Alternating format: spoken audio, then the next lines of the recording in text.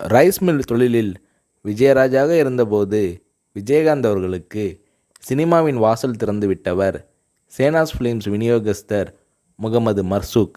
தனது கழுத்து சங்கிலியை விஜயகாந்த் கழுத்தில் அணிவித்து ஒரு ஃபோட்டோ செக்ஷன் செய்ய சொன்னதும் மதுரை ஏரியாவை நான் வாங்கிக் கொள்கிறேன் என்று டைரக்டர் எம்.ஏ. காஜாவிடம் அறிமுகப்படுத்தி நடிக்க வாய்ப்பு வாங்கி தந்ததும் விஜயகாந்தின் 16 ஃபோட்டோக்களை ப்ளீமலாவில் தந்து ஒரு நல்ல கவரேஜ் செய்ய வைத்ததும் முகமது மர்சூக் தான். விஜயகாந்தின் சினிமா வாழ்வின் வெற்றிக்கு பெருந்துணையாக தோள் கொடுத்து இருந்தவர் இப்ராஹிம் ராவுத்தர்.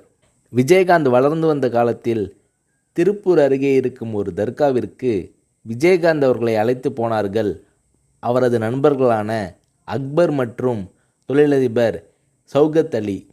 கண்ணனூரில் உள்ள அந்த தர்காவில் விஜயகாந்த் அவர்கள் 50 ரூபாய் காணிக்கை செலுத்தினார்.